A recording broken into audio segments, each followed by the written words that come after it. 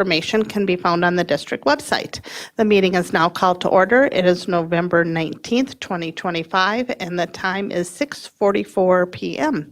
Our mission is to provide a safe and caring climate and culture in which we engage, inspire, educate, prepare, and empower all learners in partnership with their surrounding community to be successful in today's and tomorrow's society. Heather, can you please lead us in the Pledge of Allegiance?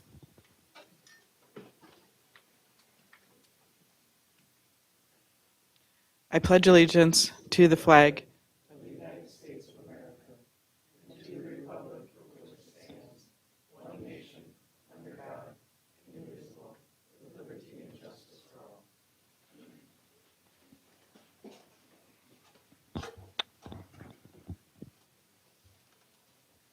Thank you.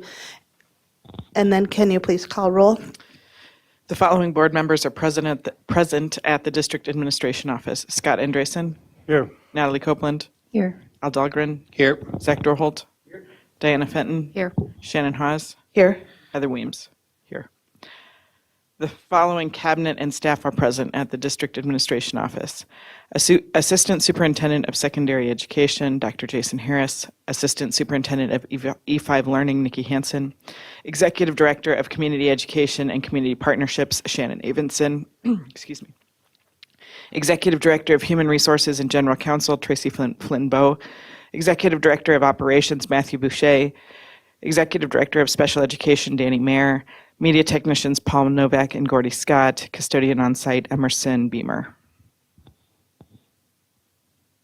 Okay, thank you. Then I'm looking for a motion to approve tonight's Board of Education meeting agenda. So move. I have a motion by Scott and a second by Natalie. Heather, can you call vote? Diana Fenton. Natalie Copeland. Yes. Al Dahlgren. Yes. Scott Andresen. Yes. Zach Dorholt. Yes. Shannon Haas. Yes. Heather Weems. Yes. Thank you. Then we have the consent agenda. The consent agenda consists of non-controversial items the board adopts routinely without debate. Any single member may remove an item from the consent agenda by requesting removal at the time the consent agenda is moved for adoption. On tonight's consent agenda, item A, approval of minutes from October 1st, 2025 and October 15th, 2025 board meetings. Item B, approval of bills and other financial transactions in the grand total amount of $6,201,490.47. Item C, approval of personnel staff changes. Item D, acceptance of grant awards and donations. Item E, approval of proposed revised board policy 902, use of school district facilities and equipment, third reading. Item F, call for bids, tech single user restroom remodel. Item G, call for bids, Talahi roof replacement. Item H, call for bids, Apollo renovations and additions bid package 1. And item I, bid award multi-purpose athletic facility bid package 1. At this time, I believe we might have one or two requests to remove an item. Do I have any requests to Natalie? I would like to remove D, acceptance of grant awards and donations. Okay, and then the plan is to recuse yourself from the vote. And Al? Madam Chair, I'm going to pull item I, bid award, multipurpose athletic facility bid package 1. Okay, so I'm looking for approval of the consent agenda except for item D and item I. Do I have a motion for the rest of them? Second. I have a motion by Diana, a second by Scott. Heather, can you take vote on those? Natalie Copeland. Yes. Heather Weems. Yes. Zach Dorholt. Yes. Al Dahlgren. Yes. Diana Fenton. Yes. Shannon Haas. Yes. Scott Andresen. Yes.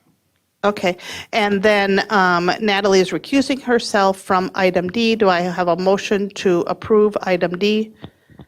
Moved. And a second? Second. I have a motion by Diana, a second by Al for approving consent agenda item D. Heather, can you call vote on that one? Al Dahlgren. Yes. Zach Dorholt. Yes.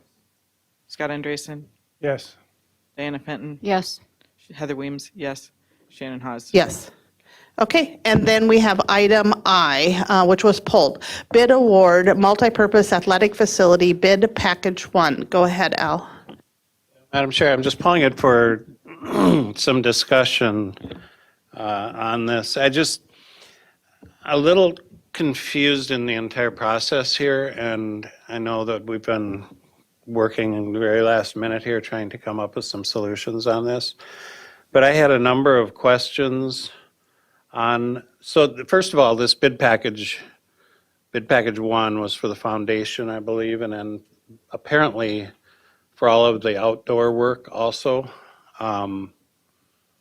And I had a number of questions that I did submit, but I haven't received answers on them. A number of them have concerned safety issues, like sidewalks. That the only plans that I've seen, and now they may be working with a completely different set of plans. So my concerns might not even be substantiated.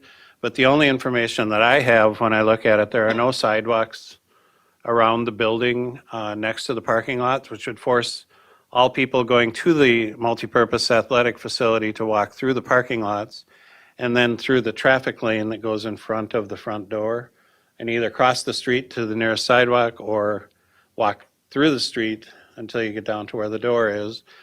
Concerns about where the access door is for equipment. It's like a garage door on the building, but I don't see anywhere on the plans that there's any access to that space on the building.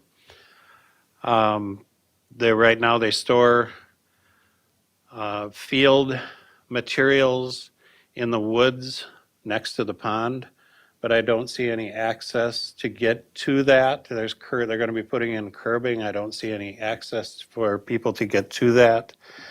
The plan right now on the west side there's a median in the parking lot, and there's parking. So there's a rather large median in the parking lot, and there's parking over here, and there's parking over here. And naturally, it would be one way going around, and to me, it would be natural with angled parking as a one-way drive, but apparently they need the straight-in parking to get extra spaces. But then that raises the question, if it's not one way, do we have enough room on both sides of the median to get cars traveling in both directions? I don't know exactly what the scale is or how wide those are. And if it isn't enough room for 2 cars, then it really, from a safety standpoint, should be one direction. Then as you're leaving that lot, if those are both two-way, you've got 2 lanes side by side going into, it's a really weird spot on there, but you've got traffic coming from the lot next to Apollo coming in, and then it kind of curves like that and goes in front of the facility. But then there's 2 access points right next to each other going into the lot on the west side. And I could just see, and that's right where the crosswalk is. So you could have 5 or 6 cars going in different directions all at one time in one spot. With what kind of traffic control are we going to have? And there's things like that I think I would say before we do an award of a bid package, we should have answers to those types of questions. I understand that this is under a fairly tight timeline, and so they would appreciate it if we would approve it this evening. Knowing, and I'm being promised that I will have the opportunity to ask the committee these questions next Monday, and that they can make some alterations to it. If we approve it, they still have the opportunity to make some of those changes. So I guess I will trust the word of the committee that they can, and that they will listen, and that they will take the questions and concerns seriously. But it really has to come to us in a much more clear format. If there's a different set of plans, we need to see them. That for certain. But if we have to be given an opportunity to ask questions, and we haven't seen anything on this multipurpose facility since September 3rd, when it was shown at the board meeting. And so, I mean, there has to be another step somewhere in this process. So with that, I'll move that we approve it with the annotation that there's an opportunity next Monday to bring forth some concerns and get some answers. Good compromising. Okay. So, look, you just made a motion for that, Yes. correct? Okay, so I'll take a second and either some discussion, or I can, if anybody has that, or we can just go a second, no further discussion and push it through. So Diana, are you making a second? Yeah. Okay, so Diana is making a second on that motion, and then Scott, discussion.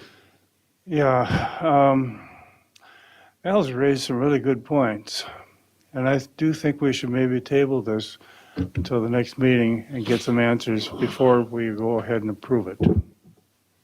Okay, so so yours is a little bit contradictory, I think, where right now we have a motion, a second, to approve it with the trust and belief that you're going to have discussion. Are you saying you don't even want that? I don't want that. Okay, It should not be approved until we can see it. okay. And so, do any other discussion, Natalie? Thank you. This is interesting. I'm also kind of thinking along the lines of Scott. If we don't feel comfortable with it, if even one of us doesn't, then it's important to talk about it and see it before we vote on something that, the community is really entrusting us to be part of this process. My question is, what is the timeline issue? Maybe Matthew could speak to that, or I don't know if there's someone that can say, if we don't approve it today, then X, Y, Z will happen. I'd like to know what the push is, instead of tabling it for 2 weeks and then bringing it back at December, or calling a special meeting if we have to, with a 3-day notice. Thanks, Matt. I'm going to disappoint a little bit. Oh. Amy would be best to speak to it relative to what does it mean to the trickle down to the project moving forward. But we're at the point of trying to get it out there to get bid. And so this is the first step to get us It has there. been bid. Yeah, this is This is a bid award. award. Thank you. Thanks for correcting me. And as we look at as we coming forward, I know we're pushing hard because January, February is when we are starting process. So I don't have exactly the timeline in front of me, and Amy would be best to speak about that, but unfortunately, Amy isn't here tonight. I heard some of your concerns. I was trying to pull up some of the diagrams, and I haven't pulled them up yet. When I look at the diagrams, I don't see the same concerns relative to the sidewalking. I CC'd you on my email, Okay. and I had a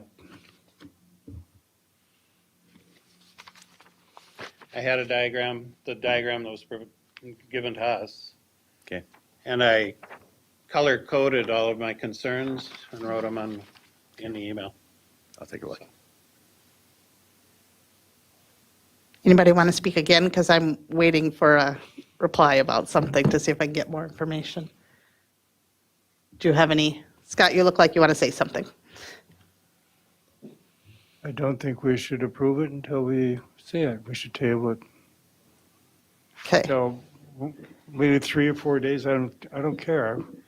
But we got to see what's going on before we say yes. Okay. And we could either do the next time, if that works in the timeline, the next board meeting, or if that timeline needs to be stat, then we can do a special meeting. I'm is my told that option. it doesn't work. The timeline is such that it does not work to wait till the next meeting. So let's do a special meeting then. So it'd have to be done through a special meeting, probably on We'd have Monday. to post it for 3 days, It so it'd couldn't be Monday. Well, it Tuesday, could be Monday. if we posted it tomorrow. Wednesday. Are 3 days business days, or just say 3 days? We'd still have 3 business days. And we did it on Monday?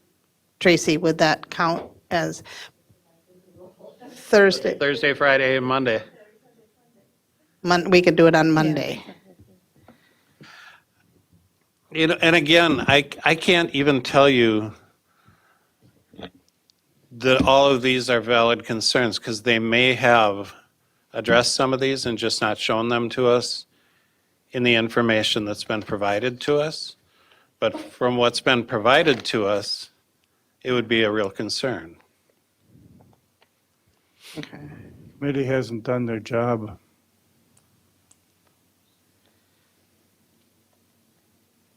We shouldn't approve it.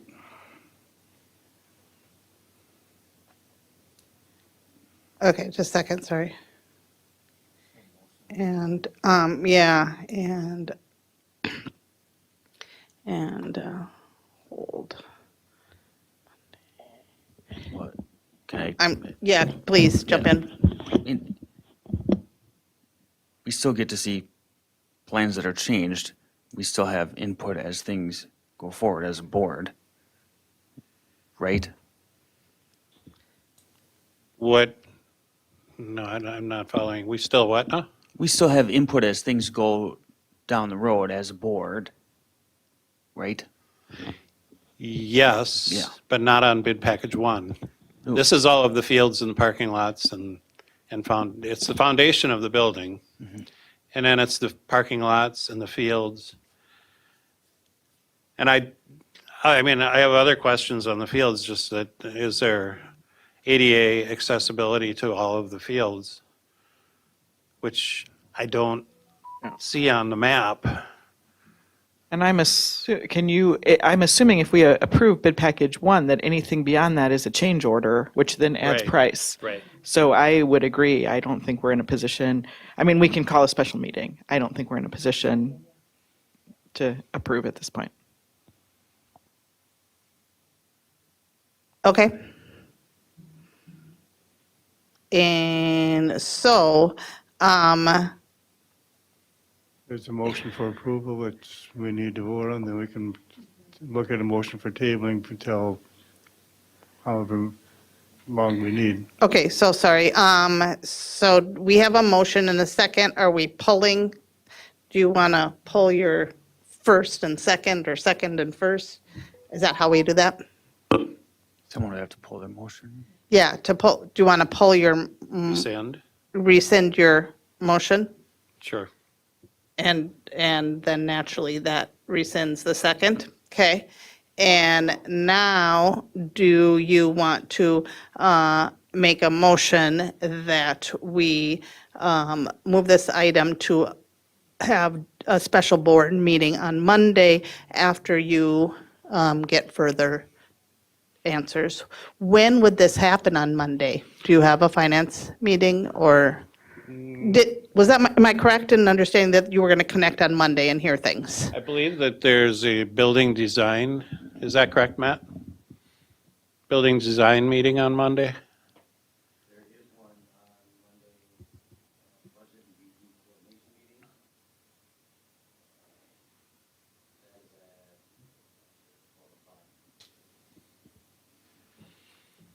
So that's probably the meeting that she's referencing? Okay. Okay, so then I would be probably after like 3 or 4 or 5. Maybe Tuesday. I think we need Monday. Okay. You have to have 3 days before the meeting, so if we post it tomorrow, Thursday, Friday, Monday. If you hold it after business hours on Monday, does that count? If Jan posts, yeah, can we get posted today?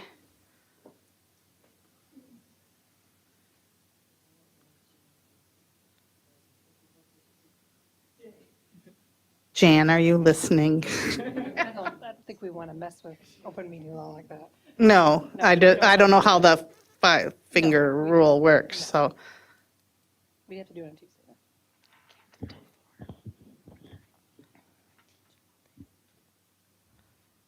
least 3 days before the meeting, so we couldn't hold the meeting. It would be Tuesday. Let's give them some more time, that's good. If we were to move to accept with certain stipulations attached, Are those clear enough in your head? Jan says, if the date is decided on today, we could have it by Monday. If it's decided on by tomorrow, could be Tuesday. I'm sending an email to Amy and Lori. I was a little bit unclear about that, about if we decide today, that's not posting. That's just agreeing to post. So are we still stuck on? Yeah.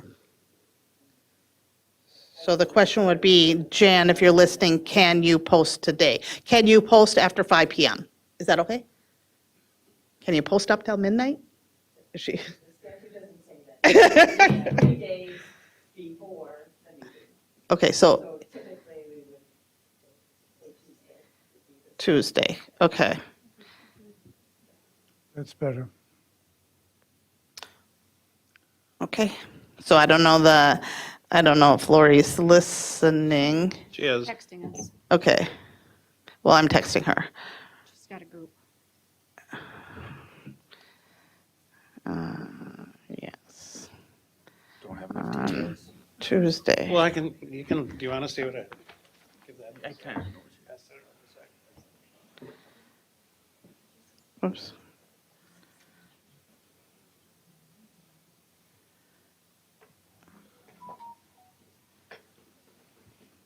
Sorry, I meant to send that to just There's Lori. a map, Zach, on the back, on the second page there that has, it's color coded.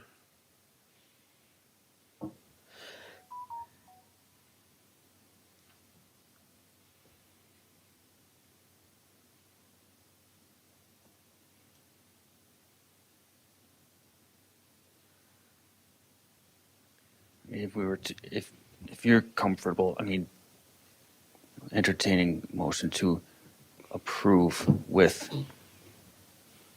as long as all these are addressed, adding this to the motion. I mean, I know it's tricky, but if we were trying to save time. Yeah, I think it's difficult to say as long as, I mean, it depends on what does addressed mean.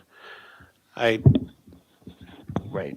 Those are questions that I was really hoping to have answers to. And I thought that I had given them, it's been over a week since I got those questions put out there. And I'm not saying somebody's not doing their job. I think there was truly a misunderstanding that Lori thought that they had been addressed, but only a portion of it had been addressed. But there's still a lot of questions there that need to be addressed, or at least being addressed doesn't mean it's going to change. Right. Being addressed means that they've heard the concern and can provide an adequate response as to the reasoning for why it is the way that it is. So I understand, I mean, I'm not telling anyone this is what you have to do. Yeah. But if there's no sidewalks and it can truly be a safety concern, I don't want to be the one who approves it. And then someone gets hurt down the line and they turn around and say, why aren't there any sidewalks? You know? Okay, Just for clarity, on your diagram, the sidewalks are across this, they run along right here where the field is? The outdoor field. Correct. Right, so in order to get from the parking lots to the interior of the complex, you have to go across the street, down the sidewalk, and then back across the street. They run adjacent to the parking lot. You will have to cross the street, the road that runs in front of. When you get to the front of the facility, that's the one crossing point.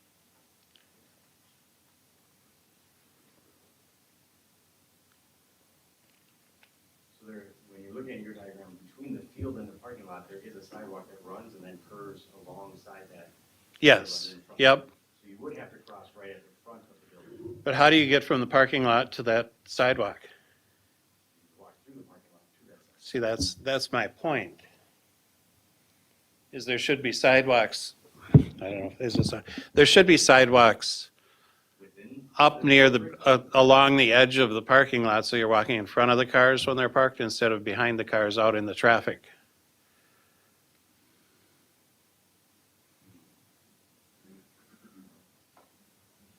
I'd have to defer to the engineers.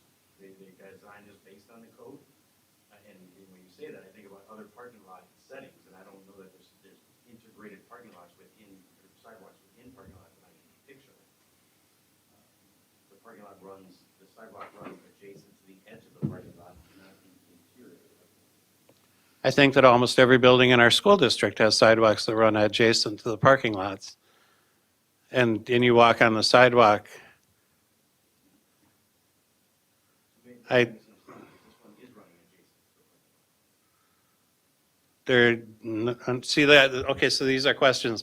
There is none on that map. Adjacent, it's across the street. There's the one running along the outdoor field, but there's nothing alongside the building itself.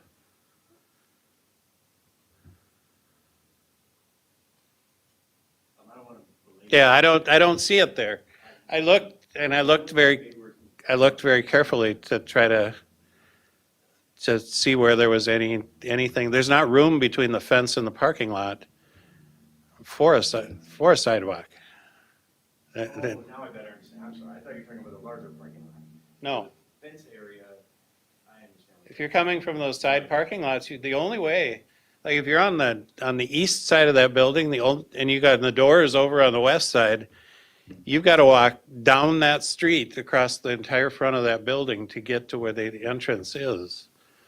Or you cross and then go down that sidewalk and then across again. It's really set up weird, and to me, it's going to be a safety The concern. entire front is sidewalking, and the entrance is only at the front. So you're on the east side or the west side, you're going to enter from the same front surface. And so that whole front end there is sidewalk. Did you say you left? Natalie, okay. And it's in your diagram, it's there. Zach has my diagram now, so I can't see it.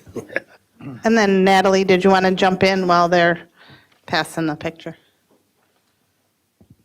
I just want to say, this is $3.5 million. Like, if we don't feel Right. comfortable with it, then why are we continuing this discussion? Like, we're willing to have a special meeting. That would be, a 5-day difference. So we're not saying we have to go till December. So I think this discussion here, without the experts that are putting this together, doesn't make any sense to me. This, you're saying here. While we're looking, let me just clarify, 5 rules, we count weekend days for the 3-day notice. So if we post it tomorrow, we don't count that day, that's 0, 1, 2, 3, 4. You could meet on Monday. We could meet on Monday. That's the 5th day, I forget. What if I park You can't here? count weekends. You can't count weekends, but the open meeting law is calendar days. If they don't have their meeting until noon on Monday, how are they going to get everything together for us by Monday night? I Let's, don't know about that. I'm let's just do it on saying we can't post a Tuesday. meeting for Monday. I mean, let them Yeah, worry about that. Let them worry. yeah, We don't have to Yeah. worry about that. they'll get it done. It's not on there, though. I know it's not on there, but But Yeah. well, see the. Yes, on a different yeah, plan. right. I think the questions were sent and then there was a confusion on the answers. Okay, so, I'd like to make a motion.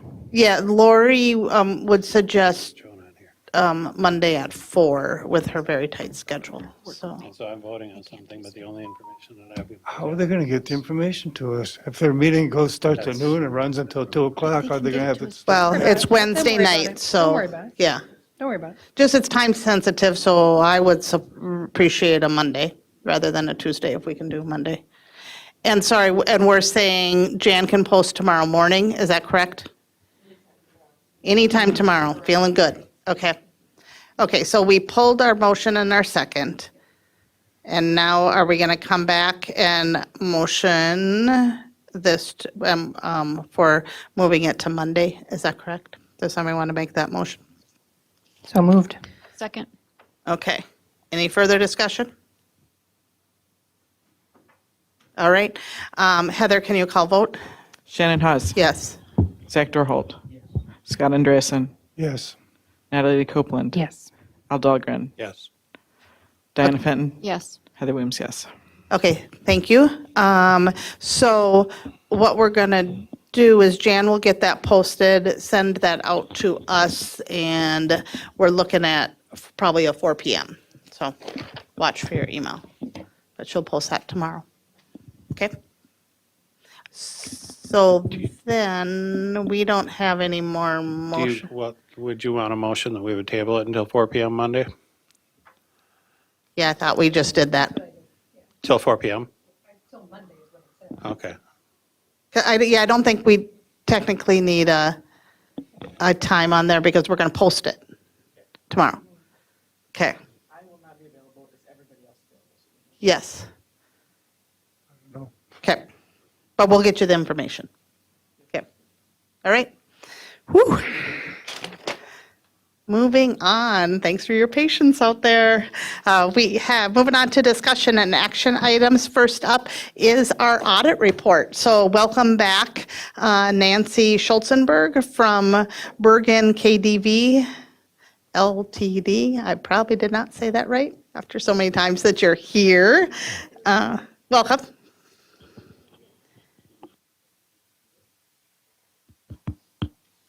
All right.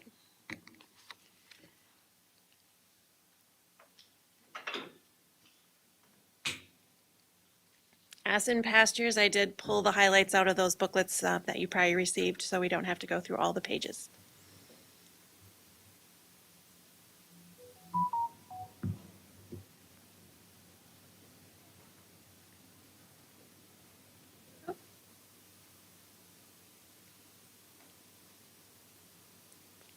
There we go.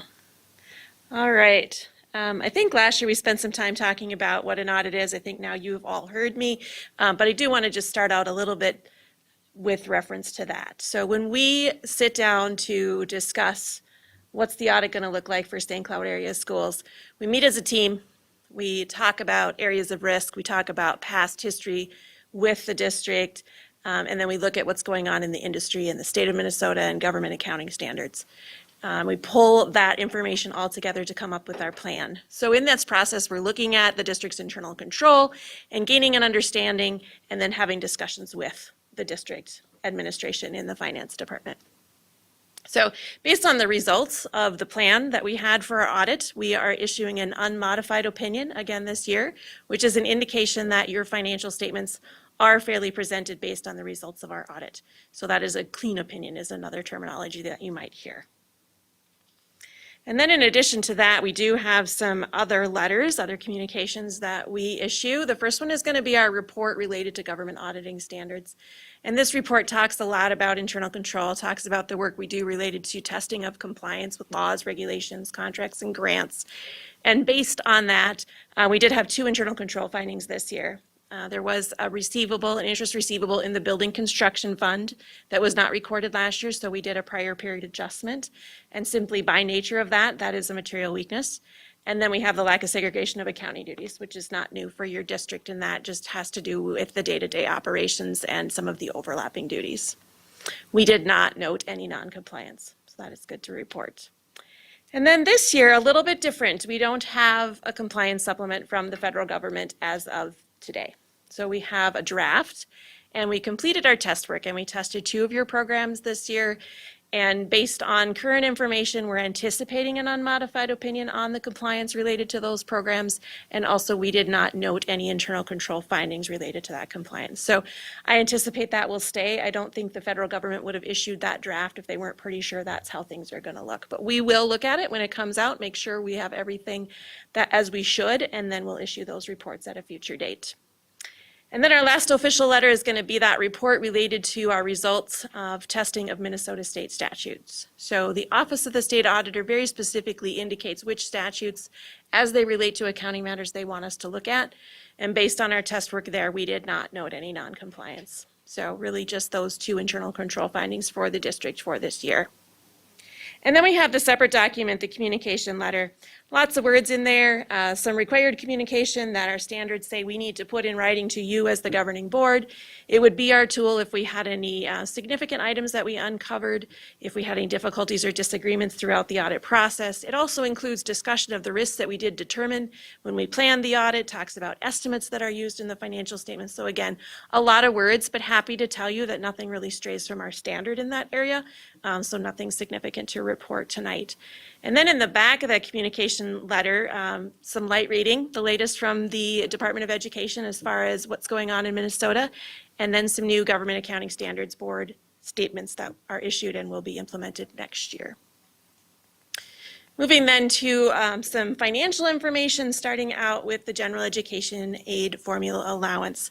This is your largest funding source, so we like to give you a little bit of history and a look forward. 10 years gives you the indication that 2% is a pretty standard increase that you receive, which is what you did receive for 2025. 2024 was a little bit higher at 4% and 2026 at 2.7%. And then we take a look at your student counts, because this is the biggest driver in not only the general education aid, but also your market value referendum numbers. So top portion of this chart looks at the residents. So those are the students that live within St. Cloud's boundaries that attend public schools. So it's not going to include your private schools, but it does include charter schools. And that number has been increasing, with its largest increase occurring in 2025, up about 360 students. So good to see that trend heading in that direction. And then the bottom portion are going to be the students that you serve within your buildings and all of the different categories where those students are coming from. So your residents, we're up 150 in this area, so that's good to see. So more of those resident gains that you're seeing in the total population are staying in your buildings and attending school at St. Cloud. And overall, the number served is up about 135. So not a significant change, but a change in the right direction. And then same information in graphical format, highlighting relative stability, but an overall upward trend in both of these numbers. So those were ADMs, not weighted. What you're seeing here are the weighting factors, with the note that the secondary students receive an extra 20% on that formula allowance. And here we have your weighted numbers. So what you see in the top portion, total adjusted PUN, which is pupil unit number, which are the weighted students served, up about 117 for 2025. And then on the bottom, we just have the breakdown between the categories of where those students are coming from. And then one more look, showing you the division between your residents and your non-residents, seeing that most of your population are residents of the district that are being served in your buildings. Okay, switching gears then to some actual dollar amounts, taking a look at the general fund sources of revenue for each of the last 5 years. Really tonight we're going to key in on the differences between 24 and 25. Overall, revenues were down about $1.5 million or 0.9%. So pretty consistent when you look at the change year over year. And I think the graph does a better job of showing us the components of that revenue. So on the very top, that's other, that's going to include local sources, investment income, those types of things. Not a big change year over year. Right below that are your federal sources, and that's where you'll see the biggest change. Federal sources were down about $10 million in 2025, and that has to do with the fact that all of those pandemic-related funds needed to be spent by September of 2024. So a big drop there after 3 years of definitely higher amounts in that federal category. Right below that, in the blue, the largest portion, that's your state funding. So that offset that decrease a bit, increased about $8 million. Coming across a couple categories. First of all, general education aid with the increase in students, the increase in the formula allowance, and compensatory revenue was also up for the year. And then special education being the other driving force in that increase. Some smaller amounts for increased summer unemployment revenues, and also related to the READ Act, some compensation aid received for teachers there. And then the bottom is your local property taxes. That was up about $877,000, driven primarily by that increase in enrollment. Expenditures were up for the year, about 4.8% or $8.4 million. Mostly salaries and benefits, which is what you'd expect. That's where you're spending most of your money, so that's where the increase is coming from. That comes across in contract settlements, in the step and lane changes. You did have a change in your teacher contract day, so that increased along with some additional sped positions. So a lot going into that change.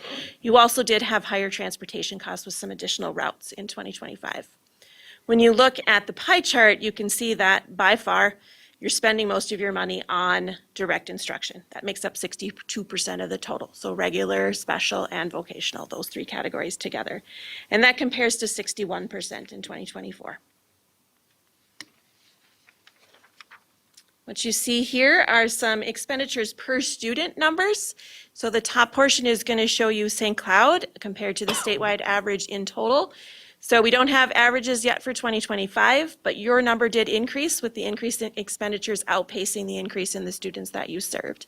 If you look at 2024 and prior years, you can see that you are consistently above that average. And what we're taking here is not the overall state average, but it's all the districts above 4,000 students. So kind of those larger districts. And then on the bottom, we have per student by category. And then we compare that again to state averages. So looking at the district, you can see the increase there. And then looking at the comparison, there's a lot that goes into these numbers. So we can't just look at this and go, oh, wow. But you can look at it. There are some areas that definitely vary. So when you look at regular instruction, you are spending less there. Part of the offset of that being the special education category. And that just has to do with the demographics of your students. Okay.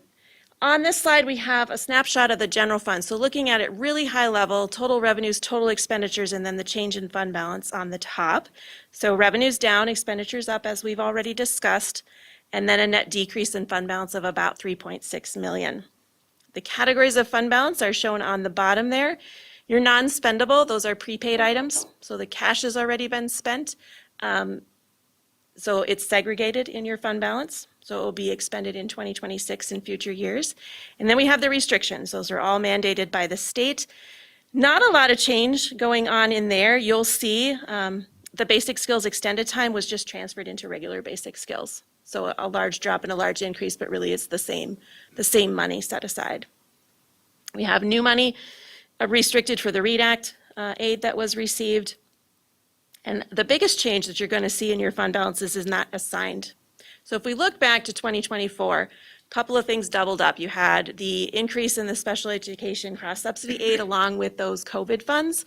So there was an excess in 2024 that was set aside for specific items, and that's what you see in your assigned number. So that decreased from $4.5 million down to $937,000 at the end of this year. When you look at your unassigned, that is what is available for future spending for the district, and that changed just a bit, up about $120,000. Makes up about 10.3% based on your 2025 spending levels, and your policy outlines a minimum of 10. So you are in compliance with that policy, close to the minimum.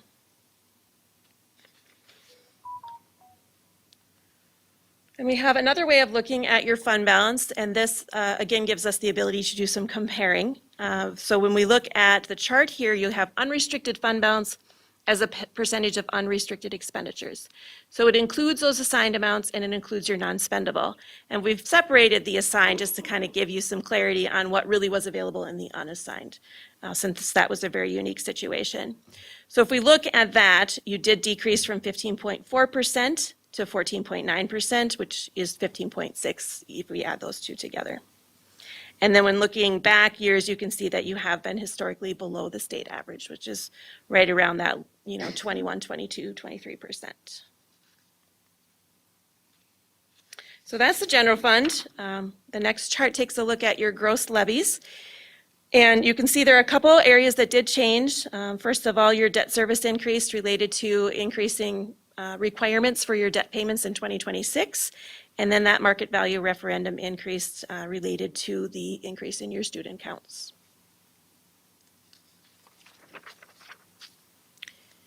Food service fund is the next chart. So revenues were up a bit in this fund, increased meals served along with increased reimbursement rates from the federal government. And expenditures were up with additional food costs and with those increased meals, and then some salary and benefit increases just on the normal year over year pay increases there. So your fund balance did increase to about 487 and sits at 41.3% of your 2025 expenditure levels. And the state of Minnesota does keep an eye on this fund and has limits on a maximum for that fund balance. So your administration is well aware of that and working on a plan for making sure you're in compliance with that. And then the last fund that I want to talk about tonight is your community service fund. So a little bit of an increase in your revenues there related to adult basic education aid entitlement from the state of Minnesota, a decrease in your expenditures. And most of that has to do with the fact that you were awarded additional seats for the VPK program. So those revenues and expenditures, all of that is now in the general fund. So a decrease in expenditures in this fund. So you had excess expenditures again in 2025, but when you look at the components of fund balance that are mandated by the state down in the bottom portion, you can see all of those are positive at year end. So it would appear that those programs are covering costs with the revenues that are being brought in. And that is everything I have planned. So I'm happy to take any questions. Okay, does anybody have any questions at all? This is an action item. And we're at a regular board meeting, not a work session. I'm on my toes tonight. Looking for, no questions, and looking for a motion to approve the audit reports for 2024, 2025. So move. Okay, I have a motion by Scott and a second by Natalie. Was that you? Yes. Okay, in the discussion at all? Okay, seeing no discussion. Heather, can you call vote? Heather Weems, yes. Zach Dorholt? Yes. Scott Andreessen? Yes. Al Dahlgren? Yes. Natalie Copeland? Yes. Shannon Haas? Yes. Diana Fenton? Yes. Thank you, Nancy, and thanks for hanging in there to Sure. get your turn. Sure, thank you. Appreciate it. Okay, next up, another action item. We have the approval of the 2026 to 2027 new high school course proposals. Tonight, we have welcome back Anna Wilhite, Director of E12 Education, and then maybe assisting here is Dr. Jason Harris, the Superintendent of Secondary Education. Welcome. Thank you. So, yes, thank you for having us here, although Jason's already here all the time. We are excited to share our course proposals that have been approved by our committees.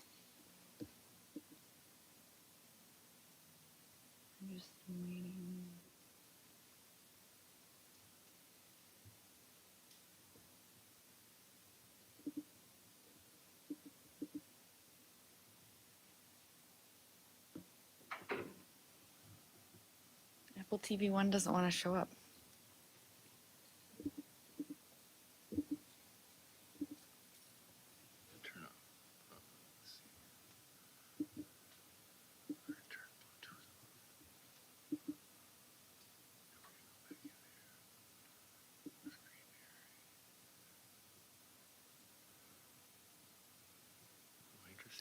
Do you want to present? Okay. We're good, Gordy. Thank you.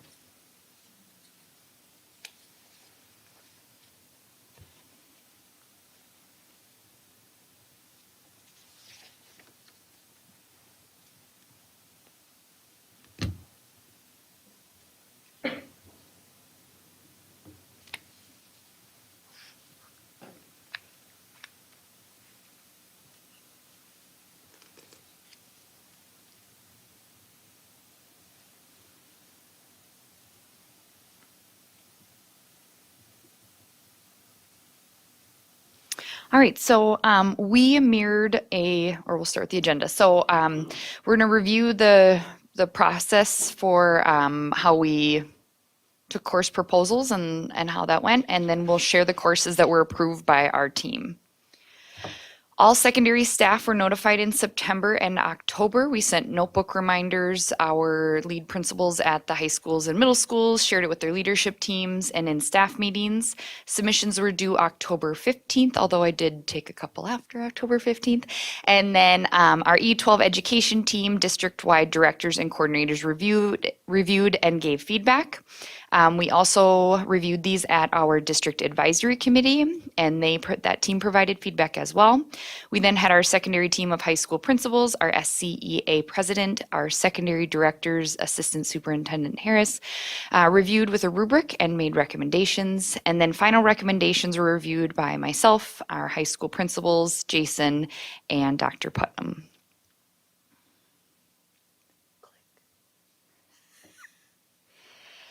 So there is a lot here and kind of hard to see, but the first one on here, actually they're a duo pair. They are construction explorations, which is the first course, and the second one is basic grade and construction math. This is 2 courses, one is before the other, and it is through the International Union of Operating Engineers, the Local 49. And it's they're online courses that our students can take, and they have to be enrolled in Tech Apollo or McKinley, and it's through a program they have called Operating Engineers Pathway.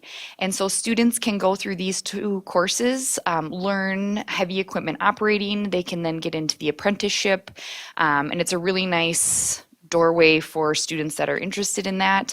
It's free, and they can work it around whenever their mainstream courses are at Tech Apollo or McKinley. So our team felt like what a great opportunity for our kids. Our next one is ELD U.S. History Foundations. This is an English language development course that is going to be paralleled with U.S. history. So it's to provide our students who still need those extended opportunities to better access U.S. history. We talked with Krista Potter, our Director of Multilingual Services, and we're really going to look at how we identify students to make sure that we don't continue students on a track or possibly deny students an opportunity. So this course, although we'll go into the course catalog, if approved, we will be really purposeful on how we make sure students are in this course. So they have access if they need that U.S. history, and it might not be needed on both sides of town. So it's really going to be dependent on the needs of the students. And then our first responders intro class, this class came, we currently have an introduction to law enforcement class. And actually, as they were teaching the class, quickly realized that students really needed a wide variety of first responder information. They were asking a lot of questions related to EMR, fire services, dispatch, everything that kind of goes in that first responder. So they decided to create a first responder intro class so kids could see everything and then decide what route they wanted to go.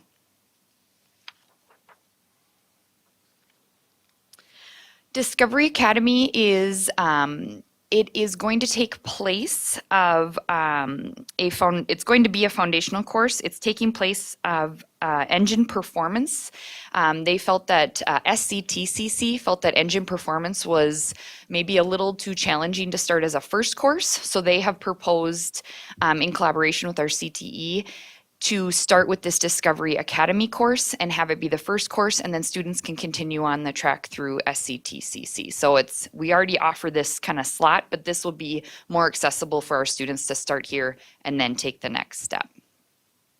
And then College in the Schools, this is just an expanded opportunity from our Intro to Business courses. So students have an opportunity to get College in the Schools credits.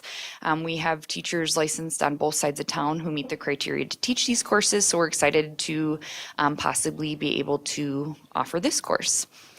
And then the last one is middle school, theater arts. We've been having a lot of really great conversations, so more to come in the future when we talk about middle school, about how we offer our arts and allieds in general. And so this was one of those that came up. We have a very high interest at North, South, and Kennedy in our arts, and really looking at other ways to open doors for our kids in theater, and whether it's performing, assisting, stage planning, it was a proposed course, and so middle school looks slightly different, but I felt it was important that we bring it to this group as well, as we kind of look at all of our arts offerings at the middle school. And then we had one course proposal change, and it's more of a course offering change. At all of our schools, teachers who are teaching the accounting course felt that offering accounting as a ninth grade elective was challenging and kids were really struggling with it. So they were proposing to change it to a 10th through 12th grade elective so it's more accessible and kids are able to have more success with the course. So our next steps, we're going to review course catalog descriptions, make any revisions. We already have that pretty well refined other than based on decisions tonight. We are looking to upgrade our course catalog with more user-friendly version. We have a couple examples that we're looking into. It'll not be for next year. It's a very, very heavy lift. So we need some time to plan, but we're really hoping for the 27-28 course catalog that it will be more accessible for our students and families. And then you can print it easily, work through it on paper, online, but like I said, that'll be 27-28. We are actively working to replace course catalog videos. So we have decided, we looked at enrollment in our courses and we decided to start with our health sciences and music.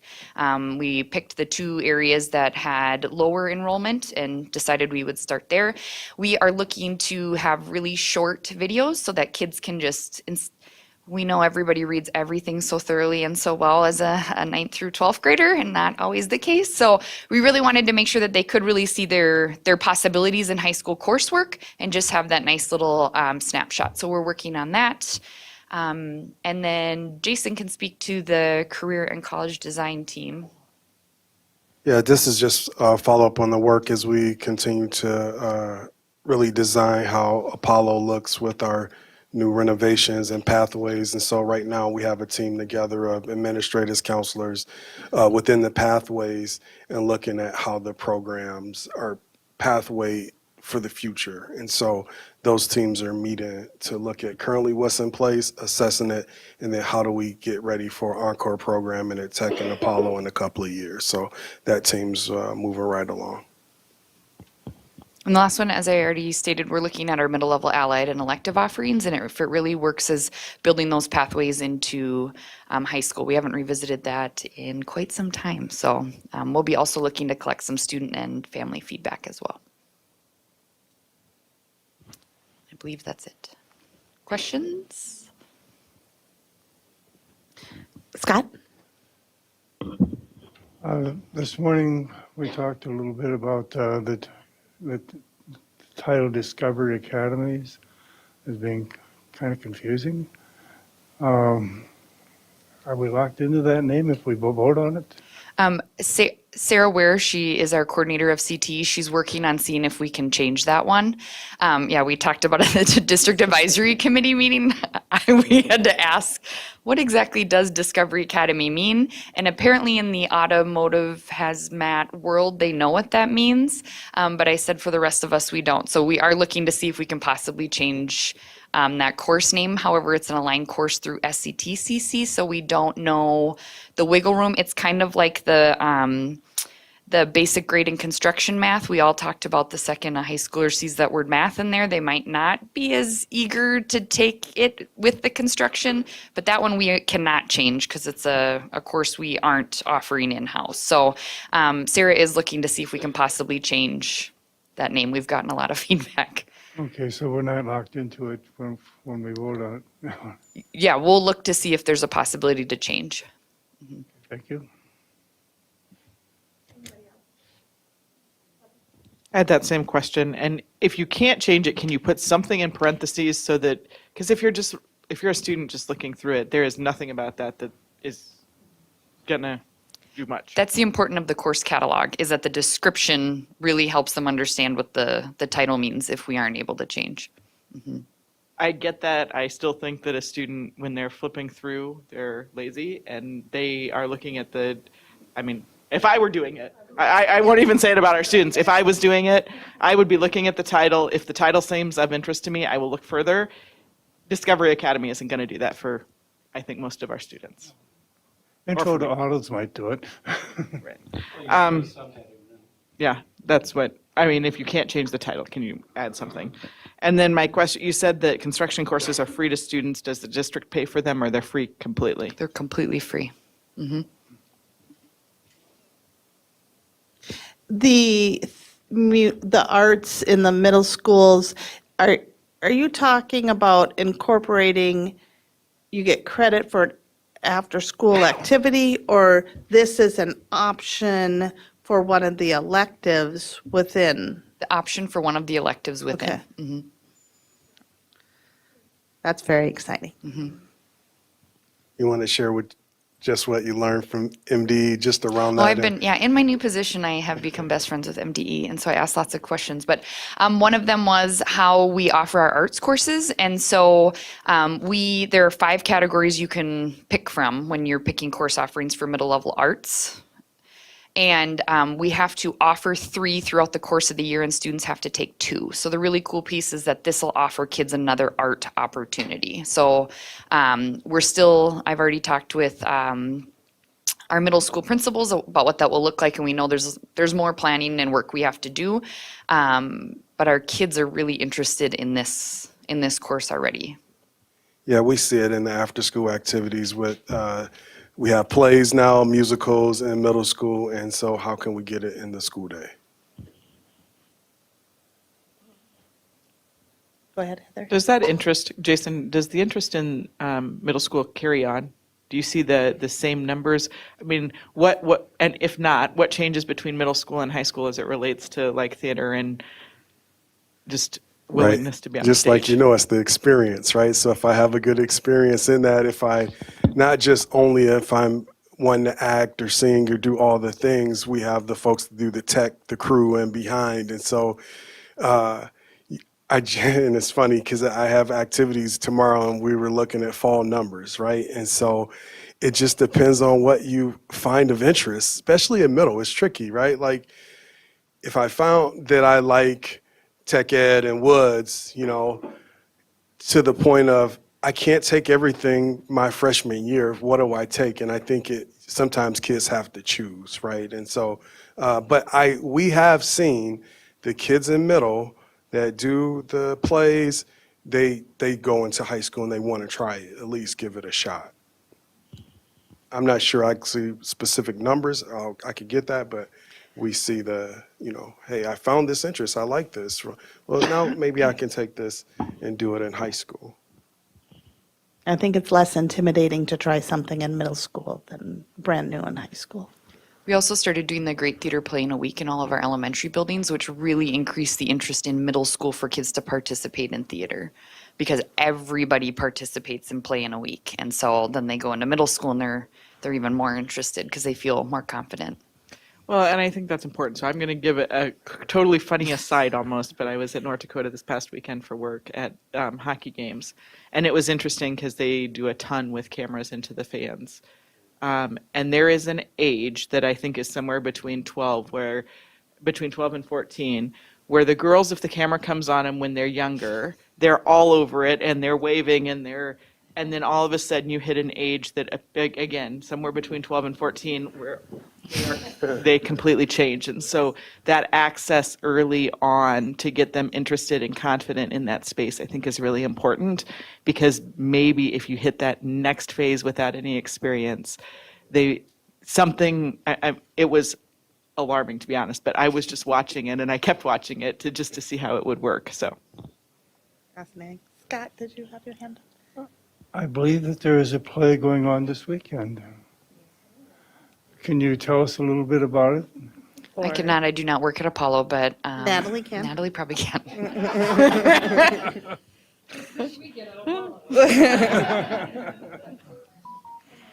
Okay, Natalie?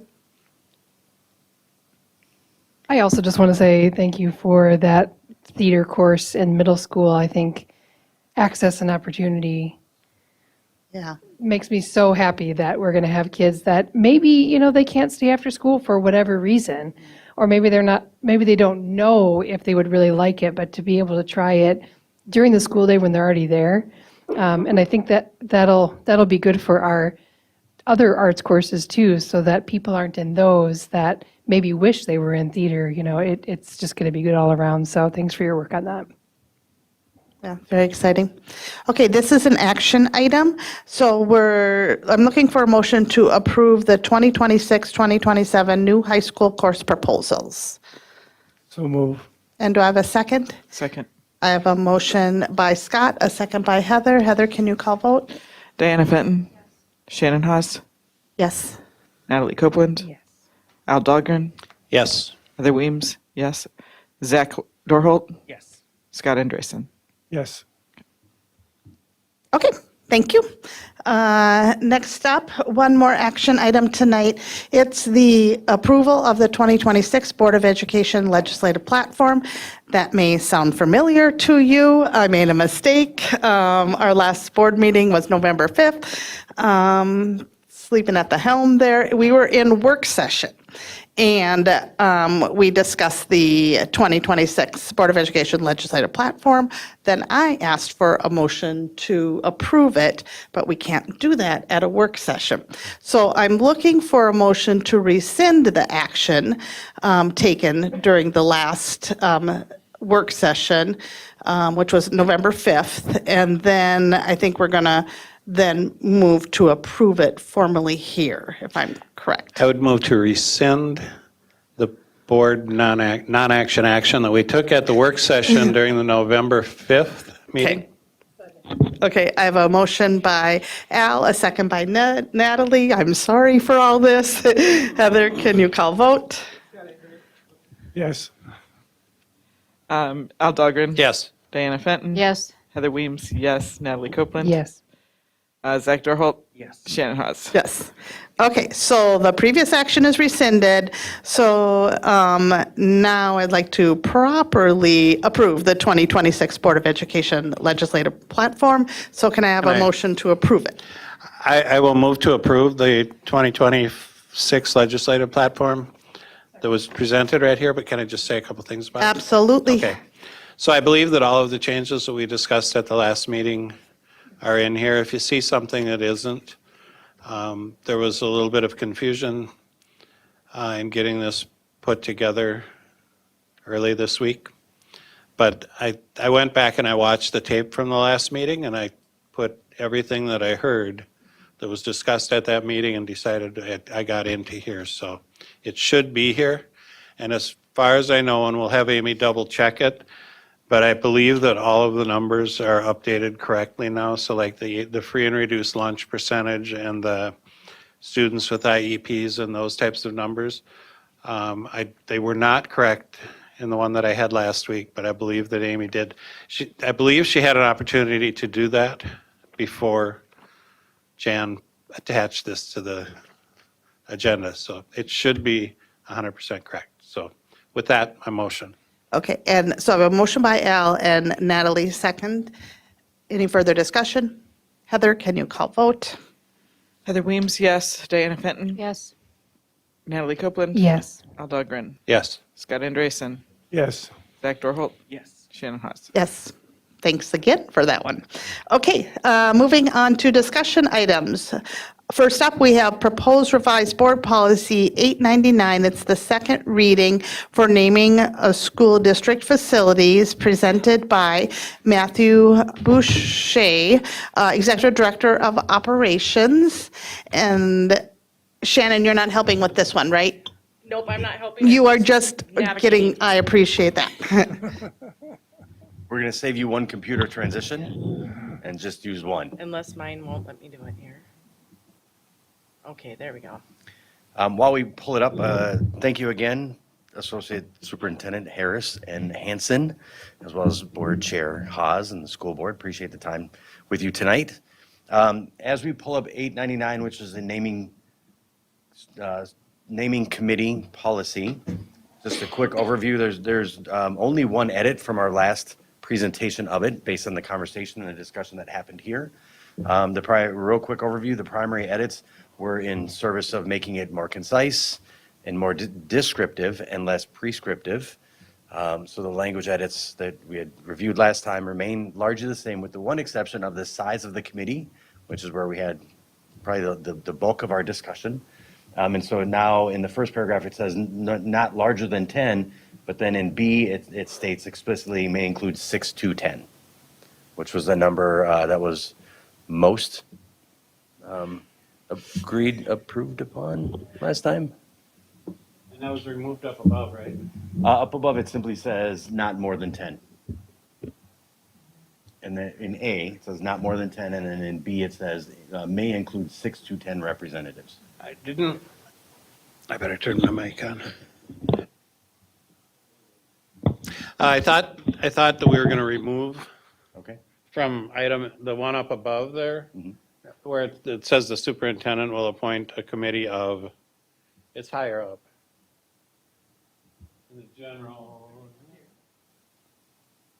It's an A. Yep. Right at the end of that first sentence in A.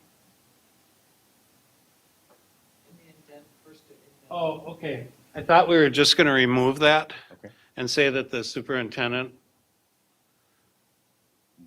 or designee will appoint a naming committee, and then down below, it says how many people on the committee. Instead of having it listed twice. Sure. It's redundant. We can Yeah. strike that. So I thought we were just going to pull that. Okay. You running a strike through on there? I'll do it. The other thing I thought that Al had wanted was instead of the numbers under B to put bullet points instead, so that it didn't look like there was a ordered, like of importance. Oh, yeah. Yep. Yes, thank you. I'll do that right now. You're on it. Okay. I'll wait till-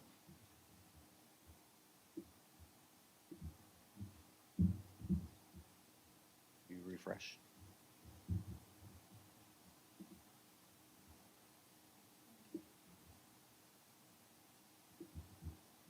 And then I'll do the strike through.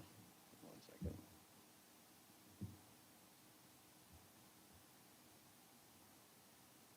And then we refresh one more time. It's not showing up. This is a word, so it's not going to show up on here. Oh, Because sorry. it's not live in here. Yeah. We were trying to be tricky. I apologize. So just orally, we strike through so that first sentence now ends with superintendent or designee will appoint a naming committee, period. Period. Yep. And then the numbers were removed and replaced with bullets in the listing to remove any rank ordering, Yep. prioritization that might be perceived. Good. All right, looks good. And so next, we'll see that on the consent agenda for third reading. Okay, one more policy reading tonight. We have proposed new board policy 990, second reading, and Shannon Avison, Executive Director of Community Education and Community Partnerships, is presenting. Good evening, Chair Haas, members of the board, and assistant superintendents. As you know, this new policy that is new for us, but certainly other school districts in Minnesota do have it. There is not an MSBA version of this, so just a reminder of that. And also, you probably know, I was not here last week. I had a different engagement. And so I met with Katie to review the feedback that you all gave. And Katie and I met and drafted a policy, that second draft, and that's what was put in the agenda for tonight. However, I always triple prepare for my board policy nights, and I decided to review the footage or the recording of your feedback just to make sure that the second draft really articulated all of the feedback that you gave. And I do have a couple of shifts in that just to make sure that I address it completely. So the first piece is in the purpose. This is very similar to the draft that was put in the agenda, but what I want to point out is I felt like it started very clinical, and I know that we wanted to have a little bit more empathy and heart in our policies where we can, right? We know that policies generally are not that, but I did hear that. And so in starting with the St. Cloud Area School District recognizes that the loss of a member of our school community deeply affects us. Memorials must balance compassion and remembrance with the district's primary mission of supporting teaching and learning. Therefore, this policy establishes consistent standards and procedures for the dedication of memorials, naming rights, and placement of commemorative items within St. Cloud area school facilities and grounds. And so just flipping that language a little bit, and then I know Al had given some feedback about really it's about our whole school community and not just staff or students, wanted to include that as well. So that is a recommendation that I have. The general statement of the policy, there were quite a few changes, so I'm not going to read every single piece to you, but I will say that it's pretty similar to the previous draft or in the initial reading. However, we did remove some repetitive statements in there. And then again, I'm highlighting kind of at the end that superintendent or designee will assist families, students, and staff in selecting appropriate memorial activities that will support healthy grieving practices within the school community. Again, kind of highlighting some of those pieces that were articulated last week. When we go, one section that was removed based on your feedback was the definitions, and so that has been removed. When we go down to memorial policy and temporary memorials, sorry, I'll scroll here. There was a recommendation to split this piece and really clarify the temporary and existing memorials, to separate those. And so this is new language here, with the temporary memorials may be displayed within the school building or on school grounds, only with approval from school administration. These may remain in place until the day of the funeral or up to 1 week following the death. After that time, the memorial will be respectfully given to the family by designated district officials. And again, temporary memorials must be located in supervised areas and may not alter district property. All activities related to temporary memorials must occur under the direct supervision of school administration. Again, I won't read all of the pieces, but that permanent changes, we had that initially as well. And then if a death occurs in a public area accessible to the community, such as a crash site, district staff would not be responsible for monitoring or maintaining memorials at those locations. When we move down to permanent memorials, there is a little additional language within this one. The approval of permanent memorials is generally discouraged and will be considered only under exceptional circumstances involving events or losses that have had a significant and lasting impact on the broader school community. So it still gives that opportunity where it might come up, but it expresses that it is generally discouraged. Moving, I think the next two pieces, we did not change those. But moving on to protocol for commemorative events. I know there was some requests for updating for clarity. We did combine some like restrictions so that our bullet list wasn't quite so long. And then I think it helps change the tone of the commemorative events. I also know that there was a contradicting statement about no school-wide events that was brought up because of the graduation piece, and so that sentence was removed as well. So it did narrow down our commemorative events. I also, in reviewing this, I did hear some feedback about the opportunity for, that idea of like if a team wants to memorialize someone by, putting a number on their jersey or doing something to that extent. When you look at the scope, only a class, club, or activity of which the deceased was a member may propose an event to honor their memory. So when you think about that, that's that event. That's that opportunity for teams and activities to honor a member of their community or their team. And then the other piece that I want to point out to an event, because I heard the concern that once one team does it, are we going to have the softball tournament memorialized year after year? And that really clearly distinguishes that it is an event and it is specific to that team and that particular year. And then we kind of reiterate that at the bottom with the anniversaries, formal school-wide recognition of anniversary dates will not occur. So that reaffirms that. And then going down to recommended memorial activities, I wanted to highlight there was one piece that I did add after the draft went to you. And again, I apologize because I only recently had the opportunity to review the, but I heard there was some wonderings about, obviously the graduation recognition is really for our older students and our high school students, and scholarship and endowments. While that is a wonderful opportunity, it's really about families who are able to organize that and give. And so I included memory banners and books, or it can be a jar. This is something that we are already doing in a crisis response time. Our triage team, our counselors respond by allowing students an opportunity to create a banner where they're sharing ideas, stories, pictures, memories, feelings, words of sentiment to the families. And then this would be something that would be given to the family that was noted previously. And so this is something that doesn't cost us money, doesn't cost the family money, and it allows a good grieving process for our students. And so I thought that might be appropriate to add here because it provides another example of a memorial activity that meets those needs that we discussed. And then finally, as I mentioned before, pulling existing memorials and having that be its own section. And then finally, the use of district facilities. It stands alone, but that was not changed either. It still gives the superintendent, in consultation with you, the approval or the ability to approve the use of district facilities for a memorial event when the death has a significant impact on the broader school community. Questions? I know there was some changes, so questions?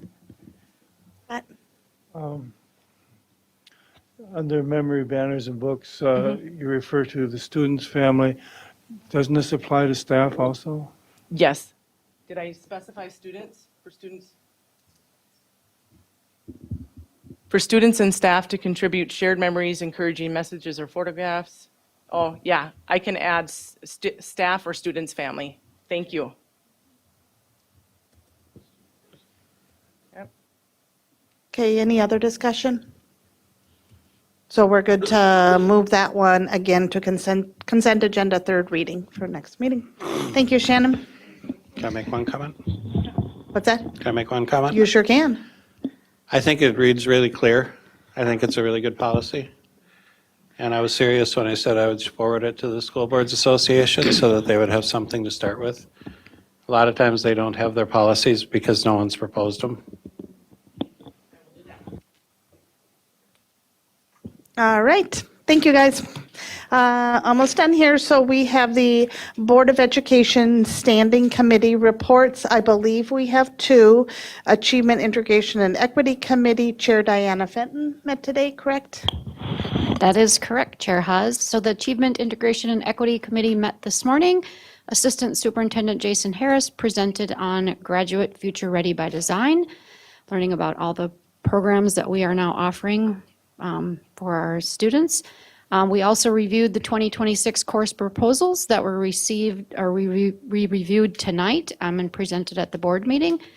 And up next month, we will have an additional meeting to discuss climate and culture survey, as well as the college and career readiness report and INE report. Thank you. And then we have the Finance Audit Board Committee Chair Heather Weems. I actually have two. We had not yet reported on the Board Finance Committee October 6th meeting. We had a facility rental update where Amy reviewed the updated proposed facility rental rates with a few changes.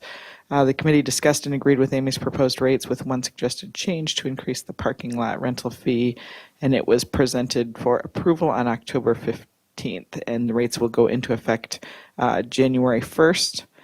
And then Board Policy 902, Shannon handed out and reviewed a copy of the policy with proposed revisions. It also will go to the board, or went to the board for first reading on October 15th. We talked about adding language to the policy to allow the district to not deny or revoke the option to rent district facilities to a renter based on past rental issues. And there was also discussion about the requirement for renters to provide liability insurance for rentals. And that's standard across districts.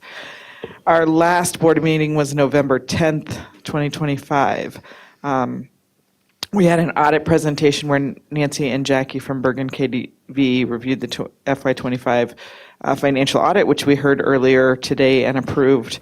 And then the multipurpose athletic facility equipment budget. Amy discussed the equipment budget for the new multipurpose athletic facility. The total equipment budget is approximately $700,000. Of this, about $200,000 is for portable equipment, which includes athletic equipment like soccer and lacrosse goals, as well as buildings and grounds equipment needed for building maintenance. There is also $500,000 of permanently affixed items, including mounted scoreboards, batting cages, netting, and golf simulators. Given the facility will be used for both district and community education use, administration is recommending that we use a portion of the community education fund balance to cover 50% of the equipment cost. The rental of this facility is expected to increase community education revenue once the facility opens. The committee agreed with the recommendation, which will go to the board on December 3rd for approval. Thank you. Next up, we have future agenda items. The December 3rd, 2025 board meeting work session topics will include summary reports for the 2024-2025 Comprehensive Achievement and Civic Readiness and Achievement and Integration Plans, approval of date, time, location for the 2026 Board of Education reorganization meeting, approval of the date, time, location for the first 2026 Board of Education meeting, approval of tentative agreements, if any, approval of funding for multipurpose athletic facility equipment, the 2026-2027 elementary school boundary redesign, and possibly any other policy readings. At this time, does any board member wish to suggest a future agenda item? Okay, that was everything on our agenda for tonight. I'm looking for a motion to adjourn our board meeting. So move. And I have a motion by Scott, a second by Natalie. All in favor, say aye. Aye. Opposed? Meeting is adjourned, 8:10 PM. Have a good night. Thanks for watching.